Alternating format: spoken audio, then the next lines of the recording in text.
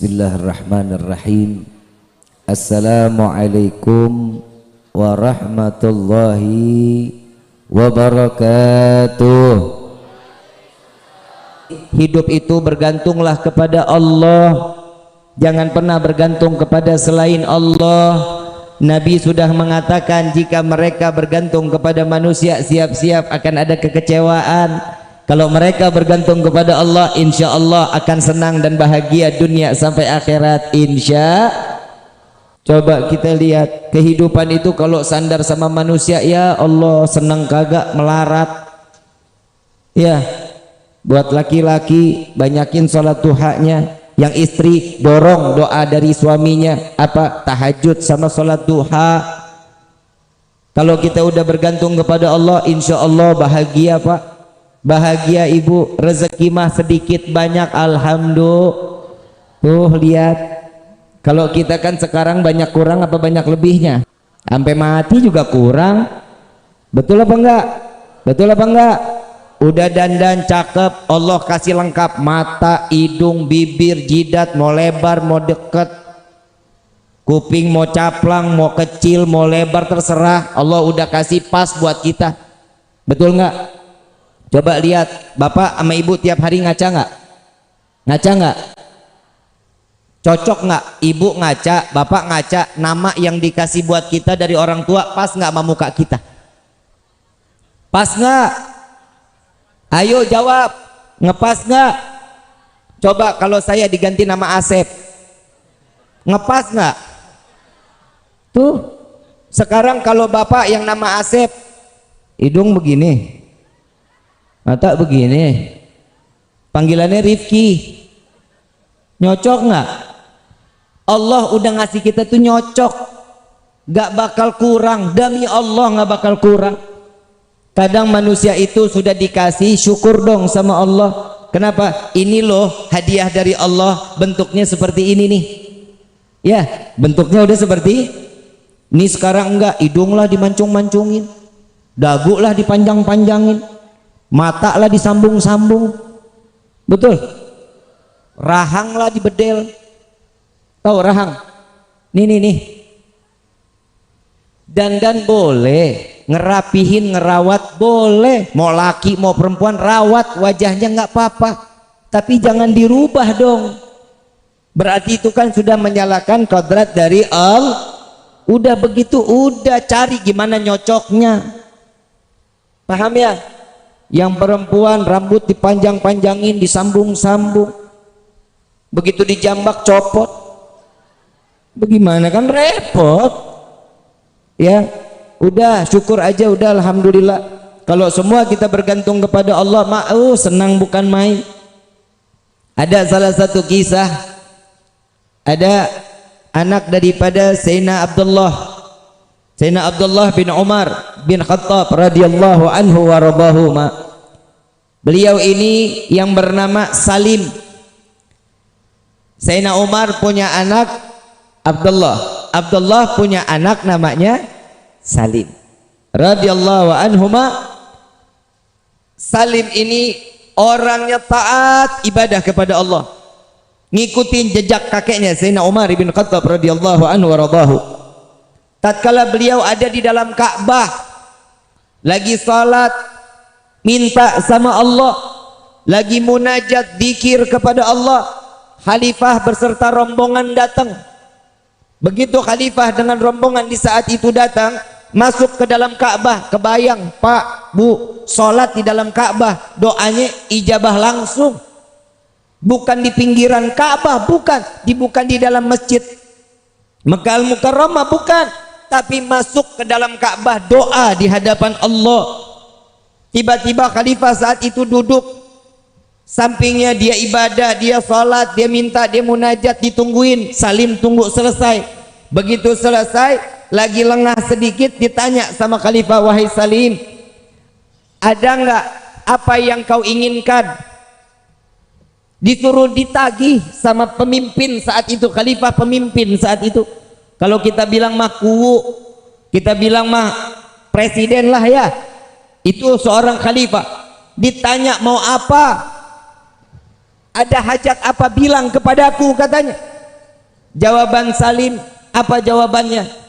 Engkau nggak malu wahai khalifah menanyakan kepadaku apa hajatku, sedangkan aku sedang di dalam rumah yang setiap kali apa yang aku minta diberikan oleh Allah. Ketampar nggak tuh khalifah? Ketampar, bukan main lah. Minta seorang manusia ngasih sesuatu, nagih, dikasih, ditawarin, ditolak, sedangkan ini ada di dalam rumahnya Allah. Khalifah sadar, oh memang nggak pantas karena saya ngasihnya ada di dalam Ka'bah. Ya udah, tunggu Salim sampai keluar Ka'bah. Begitu Salim keluar Ka'bah, dikejar sama khalifah. Wahai Salim, minta kepada kami, apa hajatmu? Minta kepadaku, katanya. Ditanya lagi Mas Salim, ini urusan dunia, urusan akhirat.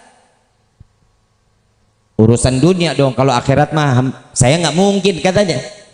Oh urusan dunia, maaf, urusan dunia aku minta kepada yang memiliki dunia, aku nggak pernah minta urusan dunia kepada yang pemilik dunia. Apalagi aku meminta kepadamu, makhluk hamba yang tidak memiliki dunia. Simak baik-baik pertanyaan ini, paham ya? Kalau dia Salim tidak pernah meminta kepada Allah urusan dunia, bagaimana seorang Salim meminta urusan dunia kepada hamba yang bukan memiliki dunia?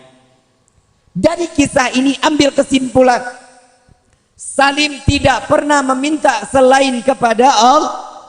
Yang pantas untuk memberikan pertolongan hanya, maka setiap manusia jika bersandar kepada Allah, jaminan di dalam kehidupannya dunia wal Rabbana atina fid dunya hasanah wa fil akhirati wa qina adzab. Tuh Nabi juga udah ngajarin doanya. Semua kan tergantung bagaimana kita. Coba model kayak kita, Pak Kuwu datang mau hajat apa, dana desa udah turun apa belum? Soklah bagi dua, bagi dua, bagi dua. Salim mah kagak. Coba urusan dunia dia nggak pernah minta sama Allah. Coba kalau kita urusan dunia minta akhirat, pernah kita minta sama Allah? Woi, pernah minta urusan akhirat sama Allah? Kapan? Kapan? Kalau lagi sakit. Betul? Padahal Allah udah kasih tanda lewat Nabi Muhammad SAW. Setiap manusia jika bergantung kepada Allah, kematiannya pun aman. Kenapa? Udah dikasih tanda-tanda sama Allah lewat Nabi Muhammad. Gigi copot, tanda mati. Oi, yang ngompong. Gigi copot, tanda mati. Yang kedua, kulit ditarik, lama baliknya. Apa namanya tuh? Keriput. Peot, kempot, iyalah begitu. Itu tanda mati. Mulut nggak ada rasa, pahit. Bukan corona, bukan. Tanda mati. Pernah mulut pahit? Pernah ngerasain nggak enak mulutnya? Tanda mati. Hahaha hehe. Orang dikawarin dikasih tahu tanda mati di sini mah pada senang, orang Garajati mah emang ahli sorga. Tapi bohong.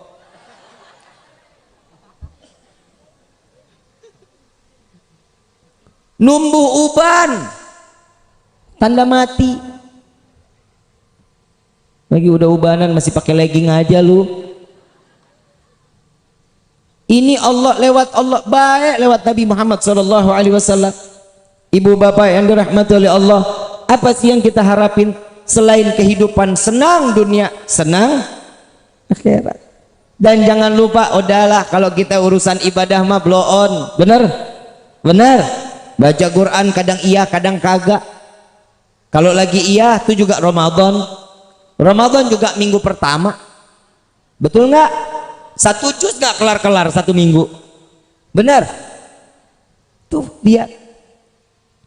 Tapi tolong diusahakan kita setiap hari lebih sering megang handphone apa megang Quran. Nggak usah dijawab, dalam hati aja, padahal mah malu kalau dijawab.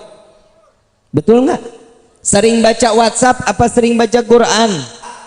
Jangan dijawab dalam hati aja, kalau itu mah gue udah tahu. Betul? Yang nyelamatin kita WhatsApp apa Quran? Kenapa yang dibaca WhatsApp? Ini dunia udah mulai terbalik. Ibu bapak yang dirahmati oleh Allah, tolong sisain satu waktu aja, satu waktu sebentar, nggak sampai 1 jam juga nggak apa-apa. Ambil Quran, baca Quran. Bib, saya sibuk, nggak bisa sama sekali. Kalau udah kepepet banget, emang udah udah sibuk bukan main, nggak ada waktu sama sekali. Minimal auzubillahi minasyaitonirrajim, bismillahirrahmanirrahim, alif lam mim, sadaqallahul azim. Gak apa-apa, yang penting tahu bahwa kita ini seorang hamba, tugasnya cuma ibadah. Kita baca Quran tinggal baca, nggak harus ngafal kayak para sahabat Nabi Muhammad SAW. Ini nih masalah di dalam hidup kita, makanya rumah tangga kita tuh ancur-ancuran, rezeki kita kadang datang kadang kagak. Kenapa? Karena kita sudah lupa sama Allah, seakan-akan kita nggak butuh sandaran lagi kepada Allah. Ibu bapak yang dirahmati oleh Allah, 1 tambah 1 tetap hasilnya 2. Betul? Nggak bakal pernah menjadi 3, 4, 5, 6, 10. Nggak akan. Tetap 1 tambah 1 hasilnya 2. Sama, rezeki banyak dikit semua dari Allah. Nggak akan. Kita kalau udah dikasih segini, alhamdulillah, syukur aja sudah. Sandarkan diri kepada Allah, syukur kepada Allah. Disitulah titel seseorang akan dititipkan iman dan dijaga oleh Allah sampai matinya. Amin ya rabbal. Salah kalau kita punya sandaran mah ke orang lain, sandar kepada manusia lain, ya naudzubillah min dzalik. Bu, Pak, ada satu kisah. Nih kita masalah rezeki saya bicara, boleh? Boleh ya? Nabi Sulaiman ngelihat semut. Tahu semut? Semut lagi gendong gandum, lagi gendong, lagi jalan ke pinggir sungai. Ini semut dilihatin sama Nabi Sulaiman. Ada katak, kodok,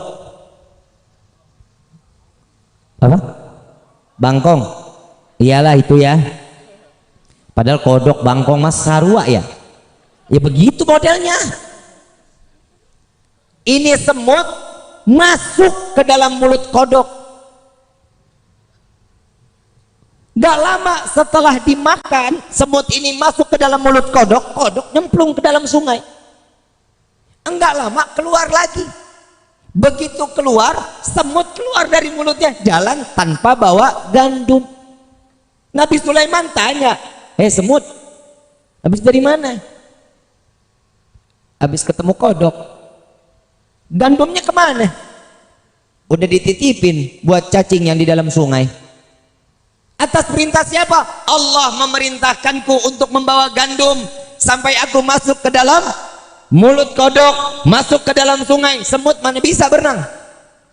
Cara Allah, itulah wasilahnya Allah memberikan rezeki kita lewat siapa aja, dan itu targetnya betul sampai kemana target yang dituju oleh Allah. Amin ya insya. Tuh cacing, binatang yang ada di dalam sungai persis rezekinya dengan aturan Allah. Betul apa enggak? Masa kita kalah sih sama semut? Semut aja dapat perintah, begitu dapat perintah oleh Allah bawa gandumnya kepada cacing, tahu kodok udah siap, cacing tinggal makan. Masa kita manusia punya akal, punya hati, punya pikiran, punya perasaan, kita nggak bisa ngejalanin kehidupan kita hanya rezeki, hanya bergantung kepada Allah? Ada satu kisah lagi, semut diambil sama Nabi Allah Sulaiman. Ditanya, wahai semut, setahun makananmu seberapa banyak?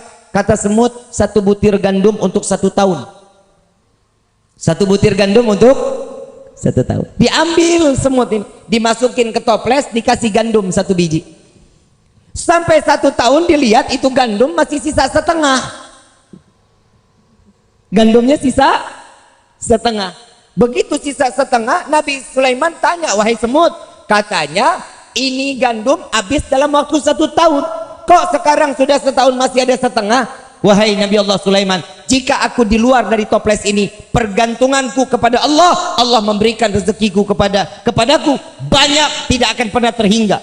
Tapi saat ini rezekiku tergantung daripadamu, aku sisakan setengah ini. Aku khawatir tahun yang akan datang engkau lupa memberikan rezeki kepadaku, kata semut. Nabi Sulaiman minta ampun kepada Allah bahwasanya tidak ada rezeki yang paling luas untuk diberikan kepada setiap hamba kecuali Allah. Masa kita kalah sama semut? Semut aja sadar yang bagi rezeki siapa. Di dalam kitab Tauhid, di dalam hadits qudsi, Allah Subhanahu wa taala mengatakan, seberapa banyak hambaku dikumpulkan di tanah lapang dari zaman Nabi Allah Adam sampai akhir zaman, baik itu manusia, baik itu jin, baik itu binatang, semua meminta rezeki kepadaku, aku akan berikan sebagaimana aku celupkan jarum ke dasar lautan, lalu aku hempaskan kepada mereka, semua mendapatkan rata di dalam rezeki yang dia inginkan. Jadi salah kalau kita tergantung sama manusia. Allah Rabbul Alamin, semesta alam ini diciptakan oleh Allah, rezeki kita sudah diatur oleh Allah. Nih Sona, dari mulai lahir kekayaannya 14 triliun. Amin. Lu buat saudara aja nggak mau, lu amin lu. 14 triliun dari mulai lahir sampai mati. Jadi malah didiemin. Sona parah ya keluarga lu ya, jahat lu dia lu. 14 triliun sampai mati, ya segitu, nggak bisa lebih.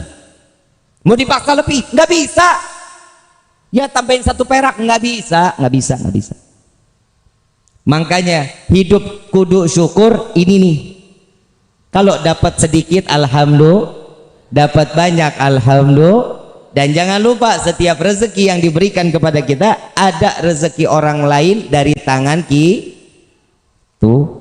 Berbagi sedekah, banyakin sedekah. Mau kaya sedekah, bukan judi online. Ada yang ngomong sama saya Pak di TikTok, Habib, saya main judi slot, judi online, pakai foto ulama boleh apa enggak? Saya jawab, ya jangan dong, masa pakai foto ulama. Dia kirimin, ternyata foto gua yang dipakai. La ilaha illallah. Lah kan jadi fitnah ini. Habib Rifki main judi slot katanya. Maksudnya apa nih pakai foto saya? Jangan dong. Bukan Bib, biar kena terus bisa berkah rezekinya. Ya haram, ya haram. Judi nggak ada yang ngejanjiin jadi kaya, nggak ada. Judi nggak bakal bisa ngebuat kita jadi kaya, nggak bakalan. Sekali kena, iya. 2, 3, 4 miskinkan oleh Allah. Na'udzubillahi min. Nah tuh hati-hati ya. Yang jelas saya udah nyampein yang judi haram, betul insya Allah kita nggak bakal ngejalanin lagi lah. Udahlah, main ngecak nomor apa namanya, togel nomor, dicakin lah. Masa gara-gara nomor dapat duit? Tuh hati-hati ya, jangan. Udah rezeki pasrahin sama Allah. Mau kaya udah ada jalannya. Sholat duha 2, 4, 6, 8, 10, 12 tuh jalanin. Selesai, lihat doanya, ya Allah jika ada rezeki yang kami yang dari atas turunkan, yang jauh, yang di bawah tanah keluarkan. Ini loh, minta kita paksa Allah untuk memberikan rezeki buat kita. Bib, saya sudah baca Waqiah, udah. Saya sholat duha, udah. Baca surat Ibrahim. Begitu baca surat Ibrahim, minta munajat kepada Allah biar dikasih keberkahan dalam rezeki. Setelah itu baca apa? Gak datang juga rezeki, baca surat Hajj. Minta sama Allah biar diberkahin lagi rezeki kita untuk bisa menjalankan ibadah umrah dan haji. Amin. Masih enggak juga, baca surat Tanah. Lah emang gue salah? Baca surat Tanah juga, rezeki pasti bakal datang. Lah itu kan wasilah, betul, wasilahnya. Tapi yang pertama ikhtiar. Tawakal kita boleh. Tahu nggak sih Bu, Pak, ikhtiar ini kan kita wajib, betul. Selain kita hanya kepada Allah, ikhtiar itu diperlukan di dalam hidup kita. Contoh, bapak ibu punya motor, Ya, motornya nggak dikunci, kuncinya ditempel. Paham ya? Kuncinya ditempel, ditinggal, udah saya tawakal kepada Allah. Itu namanya tolol. Begitu keluar hilang, emang Allah tugasnya jagain motor lu lah. Ikhtiar taruh motor depan rumah, kunci setang, pasang gembok, kalau hilang ya takdir. Kenapa? Itulah gunanya ikhtiar. Semua tawakal lagi kepada Allah. Sama nih, hati-hati ya Bu Pak, nih kadang kita suka kafir tanpa sepengetahuan. Bapak ibu pernah sakit, cuman gara minum obat, obat disanjung-sanjung luar biasa. Kemarin nih, lu tahu nggak, kepala gue sakit banget sampai pengen pecah, hanya minum obat ini, wah sehat gua. Nah tuh kafir tuh. Hati-hati, yang ngasih penyakit siapa? Yang nyembuhin siapa? Jangan lupa baca alhamdulillah. Saya kemarin sakit kepala, begitu saya minum obat ini, alhamdulillah sembuh. Bawa tetap nama Allah. Gak ada obat nyembuhin kita, itu wasilah. Paham ya? Jangan semua udah nih berkat ini berkat, nggak ada begitu. Semua Allah yang punya aturan. Allah yang kasih penyakit, Allah yang angkat penyakit kita. Kalau Allah kasih penyakit buat kita, sabar. Kenapa? Karena di situ Allah pengen nguras dosa kita. Amin. Tuh kan disuruh lagi. Ibu bapak yang dirahmati oleh Allah, kalau sudah sandaran kita kepada Allah, yakin kita kepada Allah, maka pertolongan Allah akan tetap datang kepada kita, insya Allah.